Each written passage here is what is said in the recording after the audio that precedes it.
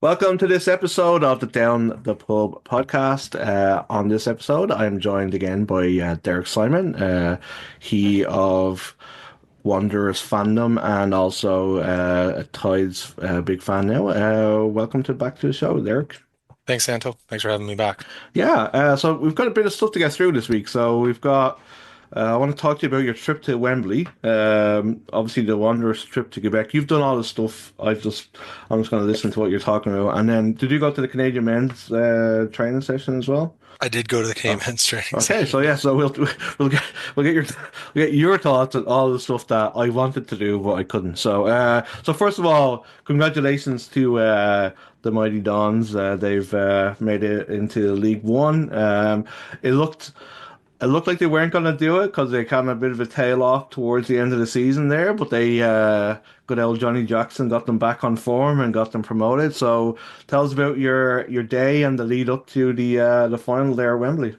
Yeah, as it turns out, Jackson Ball is well suited to the playoffs. So just nicking 1-0 wins wherever we could down the stretch there. So yeah, I mean, for those that don't know me, I'm a big supporter of AFC Wimbledon in London, and for those that do know me, you've probably already heard me talk too much about them. But my youngest and I headed over. They qualified for a League Two promotion playoff final, so for promotion to League One, and we, got in on a seat sale and decided kind of last minute to head over and watch it. And what a day! Like just what an experience. From the get-go.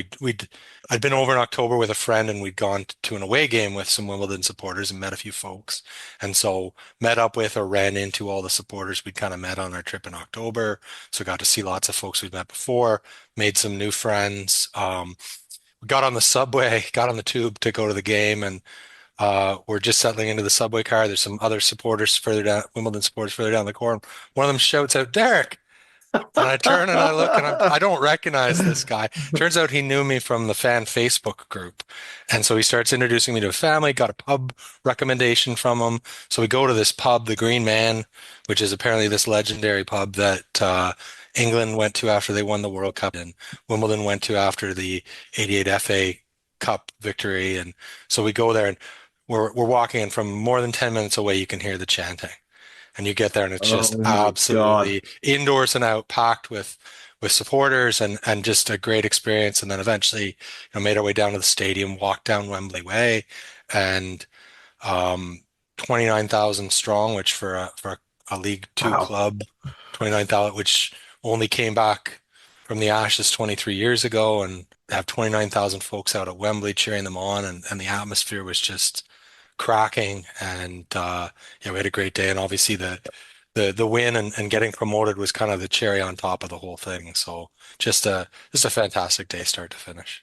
Love it, love it. So, was it like 2 or 3 years ago, maybe four, when you were last in League One? You kind of had a Yep. season where you kind of scraped it, stayed up, and then the next year was it you went back down. And it's kind of you've been kind of thereabouts. But like, do you think that the team is more well suited to League One football, or do you think they're going to have to go out and change the squad up drastically over the summer? Well, I mean, I think we'll probably lose a few players is the reality. So one of the challenges, it's a supporter-owned club, and we don't have the budget that some of the clubs in League One have. And you see this all through English football now, where it's not just Wrexham, it's a number of clubs have been bought up by, wealthy owners who are pumping money in, and it makes it harder for supporter-owned clubs that are working on a limited budget to keep up. So I mean, that'll be the challenge. That being said, we have an excellent director of football, and he's been shown to have a real eye for bargains and picking up undervalued players. And we're defensively solid. We had the best back line in League Two last year. It looks like they'll all be back next year. Keeper's a bit of a question mark because our keeper was on loan from Crystal Palace, and hoping with the promotion they might consider loaning him back to us again. Owen Goodman, he's English, but he's actually eligible for Canada, so place a little bookmark next to his name because he's someone I'd love to see in a Canada jersey in the future, and he's expressed interest too. So, but yeah, there's some pieces we're probably going to need to replace, and there's some pieces we're going to need to upgrade to be competitive. We need a big a big number nine up front to complement some of our other strikers. So yeah. It's got me interesting. I've always just because of the whole story with AFC Wimbledon and obviously the team that shall not be named. I always kind of kept an eye on AFC Wimbledon. I love the story, and Wimbledon were always kind of that club that even when they're in the Premier League back in the day, everybody kind of loved having them around because they're just different. And the fact that you guys have gone up and MK Dons are still rotting away in League Two, it makes it even sweeter. So I'm hoping everything goes well. So. Yeah, looking forward to seeing how next season goes and whether we can take our game to the next level. So yeah. So that was part one of your very busy week while the rest of us were working and doing normal stuff. The CPL on tour game was on the weekend. It was a big build up to it. Obviously the Wanderers have a very big Quebec background with some of the players that we have in our squad. So kind of made sense for the Wanderers to be the team to play there, and also York isn't that far away from Quebec either. And the club, sorry, organised a bus trip up. You guys get to stay at the Laval University. You get to watch the Champions League, and there's a pub night, and then the trip back home. So I kind of just wondered from a fan's point of view, what was the trip like up? What did you do while you were there? I kind of want to know everything because I'm nosy. So, Yeah, I mean, I thought it was well organized and good value for money too. I think, it came in around $300 for bus there and back, 2 nights accommodation, and for the ticket to the match, which when you consider what transportation and accommodation costs are like these days, I thought was pretty good value. The bus wasn't full, but we had a good contingent going up.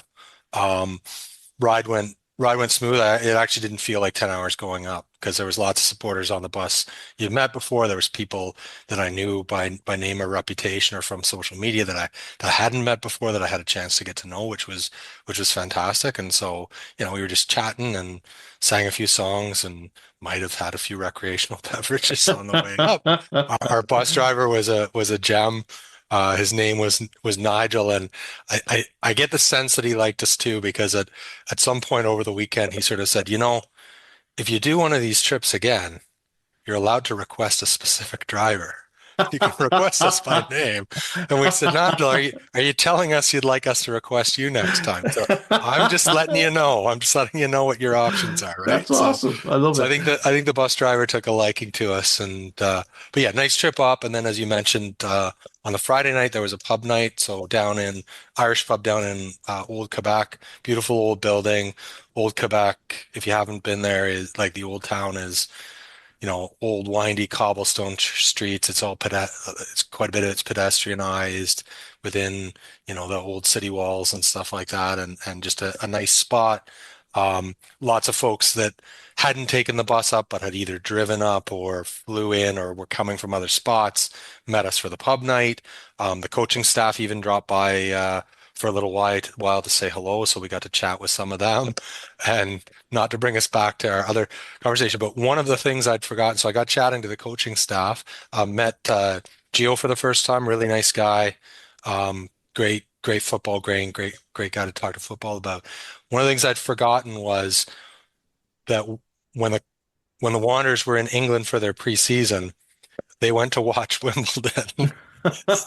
And so I had a very detailed discussion with Patrice and Gio about Wimbledon's players, their tactics, et cetera, what they saw when they were there versus what I've seen as a supporter. So that was a fun little chat. And yeah, Derek was there and spreading the cheer around. So yeah, good time all in all on the Friday, the trip up, the pub night. Um, Next day, I think most people kind of bombed around the city a little bit for the day, did a bit of sightseeing. So we are kind of on our own. And then, as you mentioned, they organized a Champions League viewing party. At I think it was originally I'd heard it was originally meant to be outdoors on campus. Weather obviously didn't Yeah, cooperate for that, and so they moved it to a sports bar nearby. It was absolutely packed, not just with folks there for the Wander stuff, but folks that were in town for the youth game, folks that were just there was a lot of PSG supporters in Quebec apparently.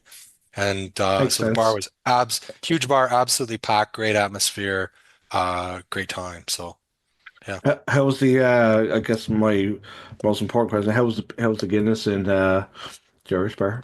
I've had better pours, if I'm being honest. I've had better pours. Bastards. No, so like it sounds like I was obviously like texting yourself and another buddy and stuff like that, and he was saying the bus up.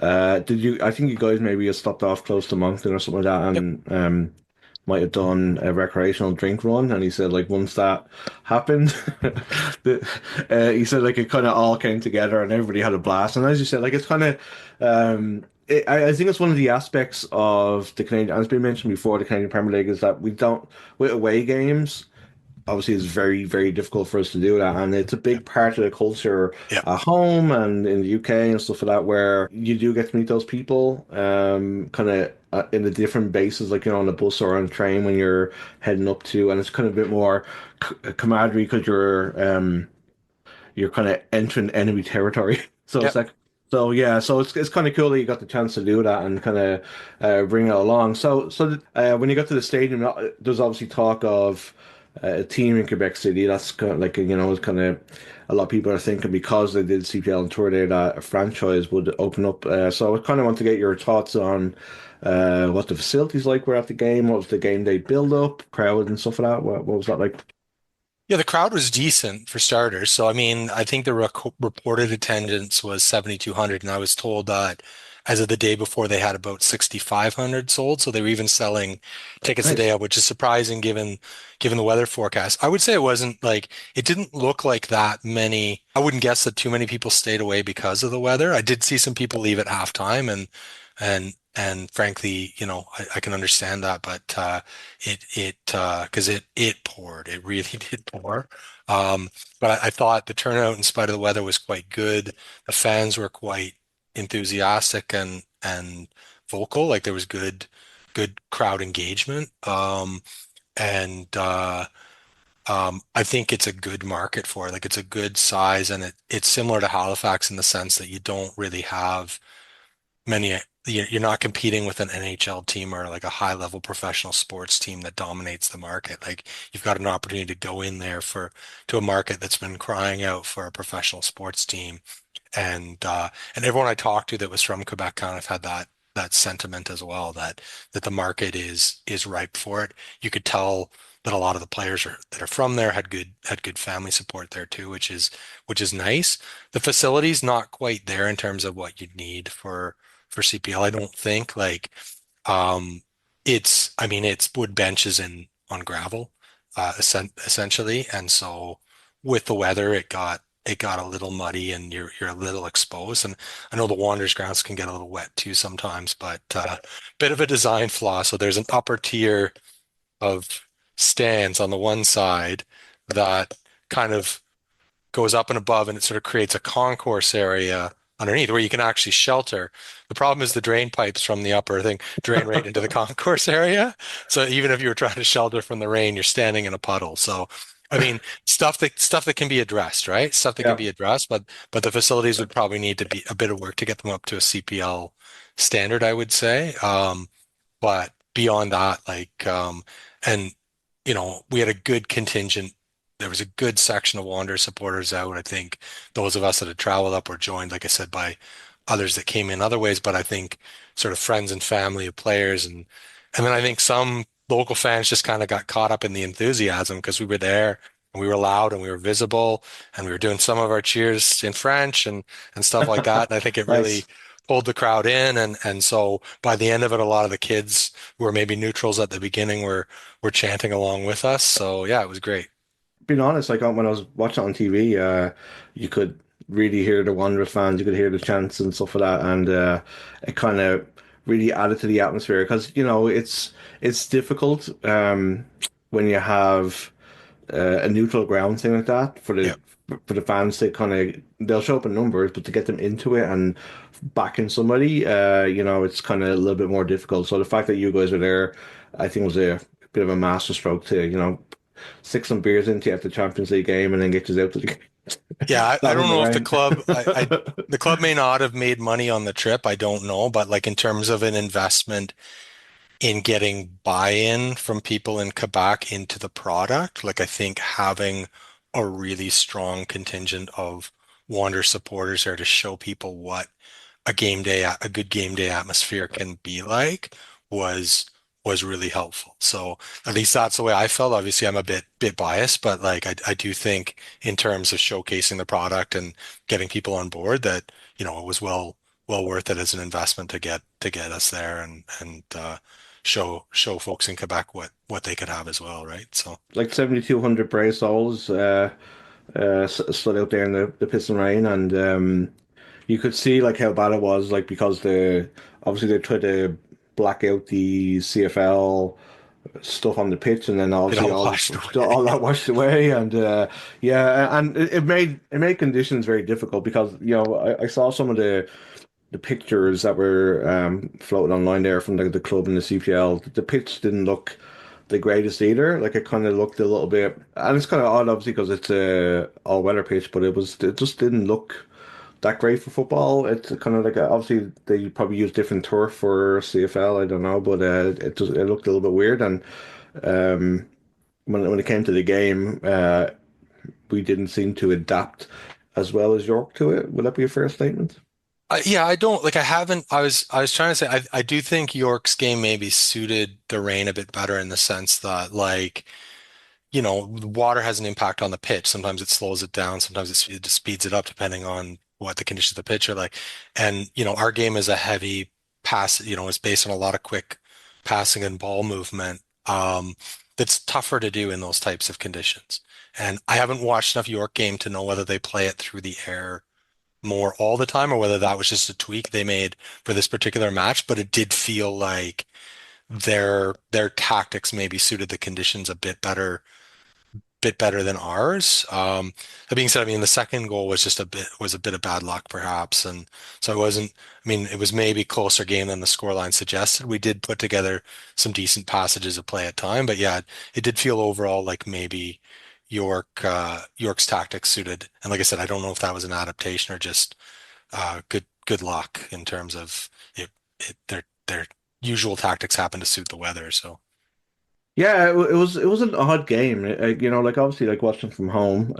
Like we kind of have these sort of games sometimes where teams will allow us to have the ball, and sometimes we just get bogged down, and we find it hard to break teams down. And it was yeah, kind of one of those games. Like it was, I think some of our bigger players, like Sean Ray and Probo, just found it a little bit more difficult to get into the game, yeah, just to kind of get running. And York were happy to kind of try and hit us on the counter, and yeah. obviously like their first goal was kind of a passage of play that they actually kept the ball for a little bit, and then I, that cross, I don't know whether it was like either the best cross I've ever seen in my life or it was just pure luck and it just ended up at Altobelli's feet. But it was kind of odd. Like we just seemed a little bit, whether the occasion got to us because obviously the players had a lot of family in this. We just kind of looked a little bit off from the get-go, I thought. Not an ideal game from a footballing perspective. I mean, still a good experience from a fan perspective to be there, but yeah. Yeah, like Um, like I was kind of I find sometimes like I really like Bahambula, and he's a really good player, but like just sometimes when he gets into that his decision making for the final ball is it's kind of a little bit off. There was a couple of times when he was up again in the corner there, and he could have just whipped it across. Like Ryan Telford's decent in the air, yeah, and rather than like taking the chance with the cross, like he was going back, and it felt like a little bit. We kind of talked. I think our last defeat against Calgary was kind of almost like setting into how we played last year. It was like almost a PTSD thing of just playing backwards rather than like trying to take a chance and just pop it into the box. yeah, yeah. What do you think overall? We could. I felt after the Calvary game we bounced back really really well, and we had two wins on the bounce. Again I don't think we need to panic too much. Like I think this was just such an obscure game that, as you said, York really got their tactics right. So what were your thoughts overall of the game? Like, do you think the we've picked the same 11 again? Were you happy with that? Substitutions, how do you feel about the overall game? Yeah, I'm fine with that. I mean, the substitutions were a bit different this time, if I recall. I think Bai came on first. We didn't do the usual sort of all the front three all at once substitution, and there may have been some particular logic behind that. Like they thought that Bai's game would suit the conditions better. So I don't know. So maybe that was an adaptation as well. But yeah, I think you're right. I think you look for a bounce back after a game like that. Again, the score maybe flattered York a little bit. And you sort of say, we know we're better than that, and here's some things we can work on, and you know, um, you won't encounter conditions like that too often.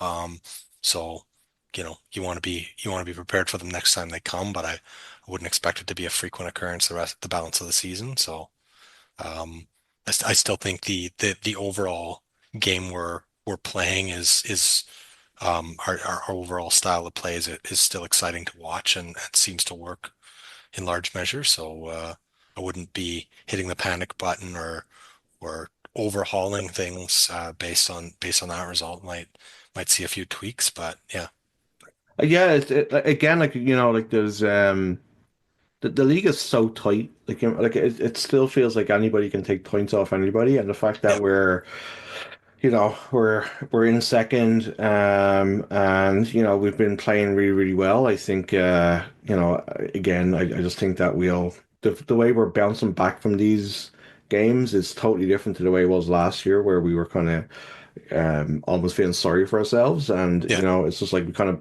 were able to kind of put it behind us. And I think having people like TMG and Isaiah Johnson kicking around, just they seem to be able to focus people into what the job is. So, Yeah, it just felt like a bit of a missed opportunity because obviously Ottawa had dropped points the night before, and so it was a chance to kind of take sole possession of first. But I mean, what are we now? 1 point back, yeah. so it's not the end of the world. Yeah, and obviously we've got forwards next, and they're like every year they're the same. They kind of start off a little bit slow, but they're not getting turned over. I don't think they've lost a game yet. So, I think I think it's a good time for us to play them. We'll have like an extra day's kind of rest from the game, and I really think that this is a good chance for us to play them and beat them. So yeah, we'll see how it goes. So obviously another big story. Another part of your journey this week. You got to see the Canadian men's national team. So I did have tickets. I was supposed to go, but then the missus pulled rank and was just like, nah, not this, not today. So tell me about like the setup. Was there much access to the players? What did you see? What did you like? How did it go? Yeah, yeah, it was great. I mean, I got to take the under 13 girls that I coach.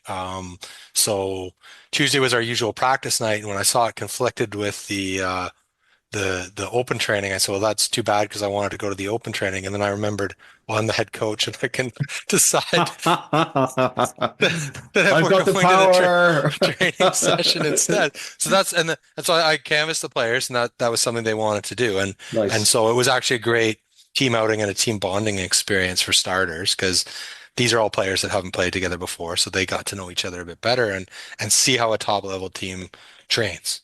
So shout out, I will give a shout out to the folks on the Wanderers Discord because they actually sponsored the tickets for my team to attend. So Oh some folks had wow. some extra tickets that they gave me. A few folks sent me a bit of money to help cover the cost so the players could attend without having to take money out of their own pockets, which is That's nice. that's awesome. So yeah, went with the players. We got there a little late just because I didn't think they'd last the full 2 hours, but good setup. I mean, they were doing drills at the beginning, so they got a chance to see sort of like the types of drills they do, and they scrimmaged for a while, did a few more drills at the end, and then there was an autograph session at the end where they got people to kind of gather at the corners of the field, and the players made the rounds doing autographs, and it was, you would have been knee deep in kids, all trying to get someone to sign their jerseys. So saw a lot of young people there, which I think is, when you talk about the case for a permanent stadium, and you go to events like that, and you see these kids get to watch their heroes train in Halifax and then get them to sign something after. That's the type of stuff that motivates kids as a coach, that motivates kids to keep playing. Hmm. Um, and so when we talk about, when certain groups, I think, disingenuously talk about the Wanderers Grounds project as if it's only about benefiting a private club, I think they're completely missing, and that it doesn't do anything for the amateur game. I think they're completely missing that kids need fields to play on, yeah, but they also need a field of dreams where they can go see their heroes play. And that's the types of opportunities that that the Wanderers Grounds has provided, both in terms of the Wanderers, the Tides, having the women's team come and play Brazil here, having the men's team come and train here. Like these are things we would never have had 8 years ago, right? So just a great experience from that perspective too. And like I said, it was interesting from a coaching perspective to watch some of the training. I did laugh a little bit because I do some different drills with my team to reinforce the channels on the field and making sure you're covering your channel, particularly defensively. And the players don't really like it because it forces them to really stick to a particular part of the field. Um, and and they like to move around a little more. But so we get there and there's a bunch of phones marking out on the field. And the players say, "Oh, what are those for?" And I said, "Those are to mark out the channels." So I said, even the top players in the world need to work on staying in their channel. So I thought that was a good little got to drive home a few coaching points like that, which was fun too. But yeah, overall, I enjoyed it as a spectator and as a coach. I think the players had a great time just chatting and bonding and watching, and a few of them got signatures. Some of them honestly didn't. Some of them were looking for particular players. Some of them didn't even know which players were signing their stuff. And I got to tell them a bit about who that player was afterwards and Amazing. how they got to so then you start to have these conversations about how these guys got to the national team. Like one of them, my kids got an autograph from Joel Waterman. And he says, "Well, who's that?" I said, "Well, he started in in U Sports. So he went to university in Canada, played in U Sports, got drafted into the Canadian Premier League, would have played here at the Wanderers grounds as opposition, and then got into MLS, and now he's in the Canadian men's national team.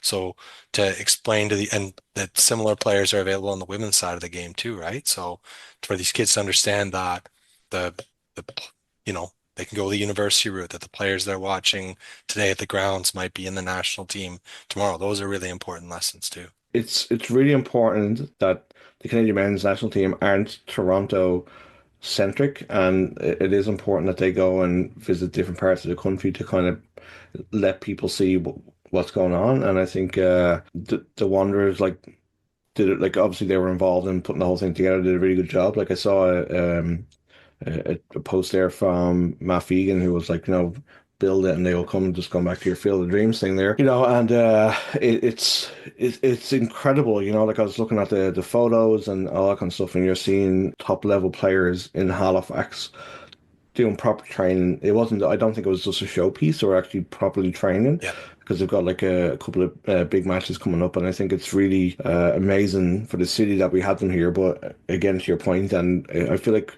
whenever these big things happen, we always seem to be talking about the stadium, the stadium, the stadium, and it just feels like it's nowhere closer to being a reality. Like we're kind of still pushing around with this temporary thing, and I think it's time for the city to, yeah, I find it frustrating. Like it would bring so much more to the city, and just having, like, if we had in the summertime, if you had like a team visiting or whatever to play against the Wanderers and stuff like that, like it would just bring so much more focus to the city, as well as you said, inspiring kids to get out there and play the game. So, Well, on the um, trip, Matt Stickland and I were coming up with some chants for council to try and inspire them to pony up for a stadium. But no just to better circle man. back for a second to your point there about them getting out to different parts of the country, and that seems to be something that the new leadership at Canada Soccer seems to get